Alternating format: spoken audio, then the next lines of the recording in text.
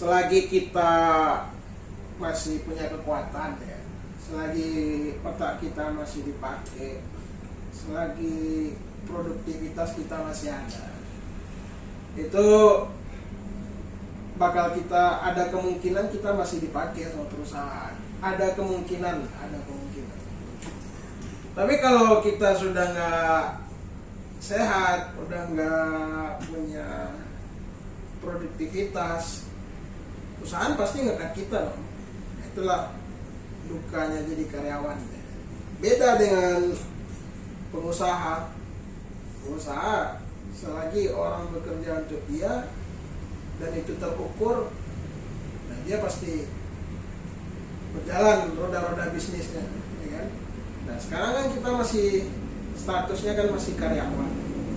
Pikiran jangka panjang kita itu kan nggak mungkin dong selama kita hidup kita jadi budak korporat kan. Nah di podcast kita kali ini akan membahas rencana bisnis. Ini kan udah kebetulan juga proyek mau habis. Rencana bisnis pas awal yang rencananya akan pulang kampung, mau melanjutin bisnis keluarga ya. Ya. Nah, Wal, ini kan udah mau habis proyek. Latar belakang orang tua kan pengusaha ya. Usaha lah. Apa? Jualan. Jualan lah. Lu jangan ganggu itu bang. Terlalu tinggi itu kalau ngomong usaha. Iya, dagang lah katakan. Dagang ikan asin, ya kan? Yoi. Ya. Orang biasanya orang laut sama orang gunung. Orang laut itu biasanya tinggi-tinggi. Ini bocah makan tiap hari ikan asin, tapi tingginya nggak nambah-nambah. Ini ada penyumbatan berarti ini. Tingginya ke samping. Tingginya ke samping. Ke samping nggak juga kalau gue lihat dia. Ini ujungnya ngeledek. Nah, awal ini backgroundnya orang tuanya pedagang ikan asin ya, ikan asin.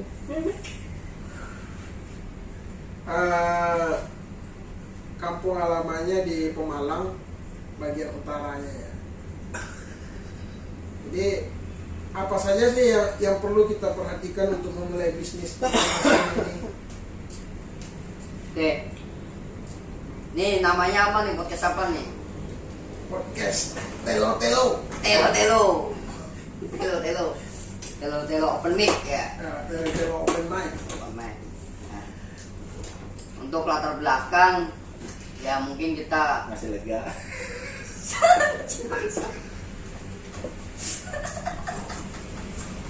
si bangsa anjing.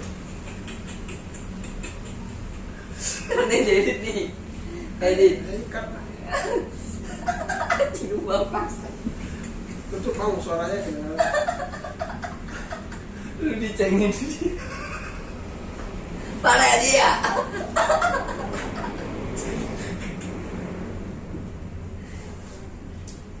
Ya untuk orang tua emang itu ada usaha ikan asin. Itu sebenarnya usaha dari turun-menurun dari nenek moyang sebenarnya. Jadi mbah saya sebelumnya juga dagang juga ya. Ada 14 bersaudara. Ibu saya yang anak terakhir itu menggeluti usaha keluarga, salah satunya itu ikan asin. Nah, marketnya itu ya kita marketnya ke arah selatan ya, khususnya di daerah Randu Dongkal, Moga dan Belik ya. Itu yang menjual ke arah Belik, Moga itu dari ada orang lagi atau kita cuma nyuplai doang? Itu kita ada nyuplai sama kita buka kios juga di sana. Oh, buka kios di daerah Pasar Randu Dongkal. Belik ada. Belik kita cuma nyuplai biasanya. Ya. Nah,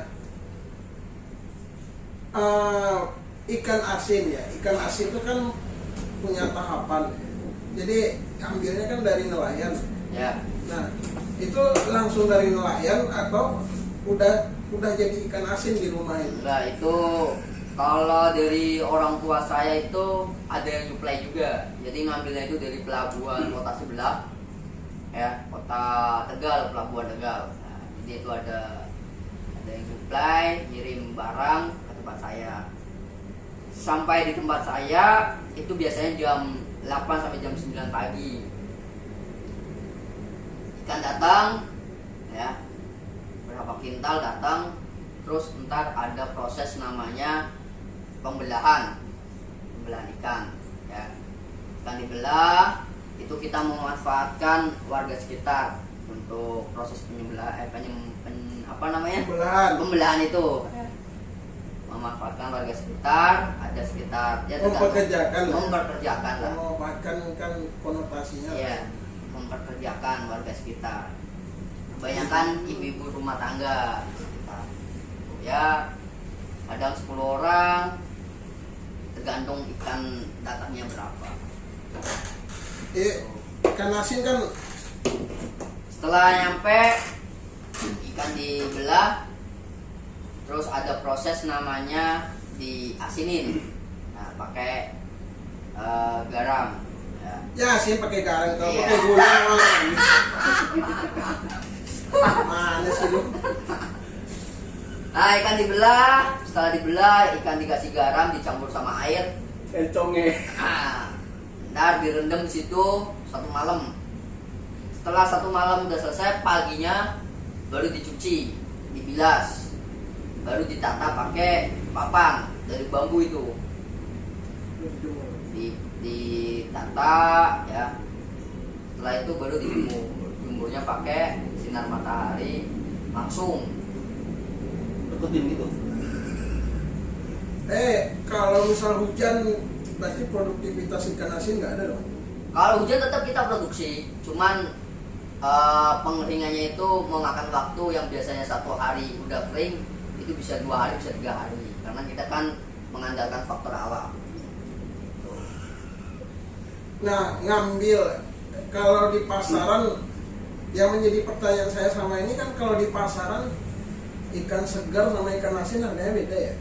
Ya kan? Beda. Nah, ikan segar ini agak tinggi harganya kan? Per kilo juga. Ya per kilo, seperti 1 kilo ikan segar sama 1 kilo ikan asin itu beda kan? Ya tergantung ikannya juga. Katakanlah ikan yang sama. Nah, mengapa ikan segar itu, Kita minum dulu. ikan segar itu lebih mahal timbang ikan asin di pasaran? Ya mungkin Cumi pun juga gitu kan? sama. Iya. Padahal kan ada treatment tertentu untuk ikan asin ini. Kalau ikan segar kan cuma air, direndam air aja kan? Iya. Yang jadi pertanyaannya apa nih? Yang jadi pertanyaan, kenapa ada ikan asin di bawah harga ikan segar? Kalau ikan asin itu tergantung. Kalau di tempat saya itu ada namanya ikan asin tiga wajah, ikan asin petek.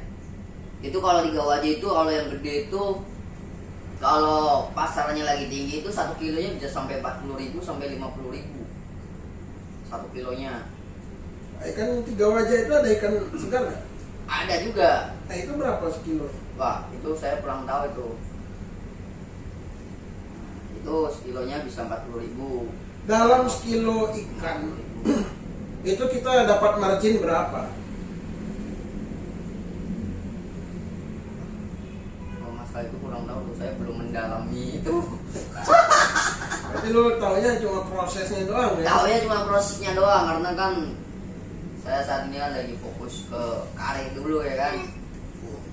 Ke karir dulu.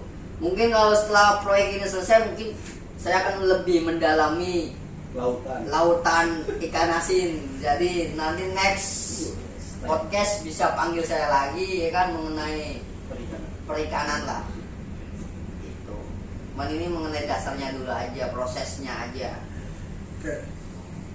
Ikan asin. Kalau ada niatan untuk naik ekspor, kita kan negara kepulauan.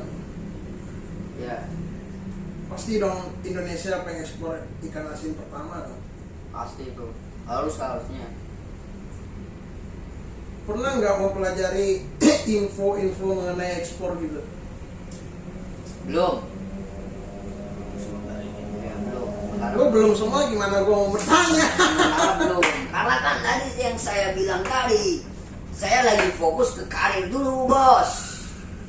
Kalau udah karir saya udah selesai di sini, baru saya akan mendalami perbisnisan ini. Begitu.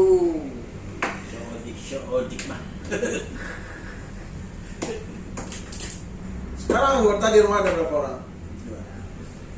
Anggota apa keluarga? Bukan yang bekerja. Ya yang pekerja mah Ada yang lepas. harian lepas. Iya, karena kan di situ kan lingkungan situ kan keluarga itu. Keluarga semua. Kadang kalau misal tempat saya nggak dapat ikan, bisa keponakan ibu saya larinya ke situ. Jadi muter. Gitu. Kayak gasing. Iya, kayak gangsing. Harian lepas. Nah, Terusnya. kalau Jakarta ini penyuplai ikan asin dari mana? Kalau di Jakarta kan banyak sekarang ikan asin. Langsung di Ya, daerah sini Jakarta Utara, dekat pesisir situ banyak. Berarti pasarnya itu cuma dari utara ke selatan misalnya, nggak bisa ke barat dan ke timur ya? Bisa kayak lagu Wali aja, hah, barat ke timur bisa. Kalau ada tuh tangga saya, dia main rebus juga, ikan rebus. Dia ekspor ke Ekspor, dia ngirim nyuplai. ke ini apa namanya, ke Sumatera. Ada tangga saya, dia main rebus. Cuma kalau rebus kan kosnya kan juga lebih gede juga. Kalau ikan asin, harus tahu sih sebenarnya margin ikan asin itu berapa. Iya, itu kan saya belum mendalami itu, belum menanyakan. Produktivitas ikan asin dalam sehari berapa kintal? Misalnya? Wah, bisa sampai 10 kintal. 10 kintal. Iya, tergantung dari Satu ton, permintaan. ha? Iya. Kadang lebih. Satu Ya, enggak lah, 1 kintal mah 100 100 kilo. 10 Kalau kintal. 10 ton 10 kintal 1 ton. ya Ada sih. Ada, katakanlah margin ikan asin itu sekilonya 200 perak ya, katakan 1 kuintal itu 200.000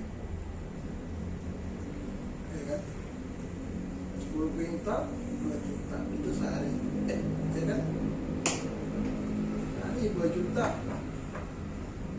sebulan. 3 kali aja. Yang menjadi musuh dalam proses pengasinan ikan itu apa sih sebenarnya? Musuhnya nggak ada musuh. Kucing nggak ada. Kucing di sana udah bosan. Sama ikan asin, Udah bosan. sama ikan biasa juga bosan. Kalau ikan tetap, ikan segar tetap dia makan. Tapi Tapi- kalau udah jadi ikan asin, ikan udah bosan istilah kata lah. Wah, ini lagi bosan. Kecuali ada kucing baru, Kucing garong ya. kucing garong.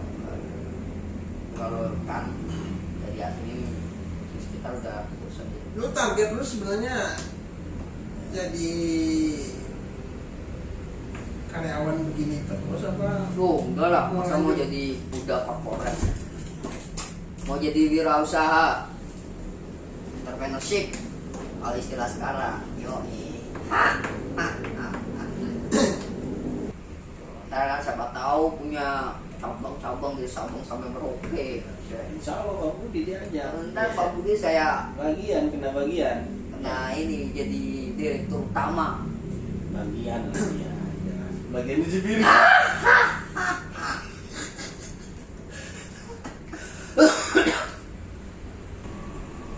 Apapun yang menjadi rencana usaha kita ke depannya, pesan saya itu jangan pernah join dengan siapapun, karena kalau kita join dengan orang, iya kalau itu usaha untung, kalau tidak untung akan merusak pertemanan. Lain halnya kalau kita usahanya sendiri, keuntungan untung sendiri, kerugian rugi sendiri. Jadi intinya kalau teman-teman mau usahalah dengan kekuatan sendiri. Sekian podcast kita hari ini. Jangan lupa like dan subscribe channel YouTube. Terima kasih.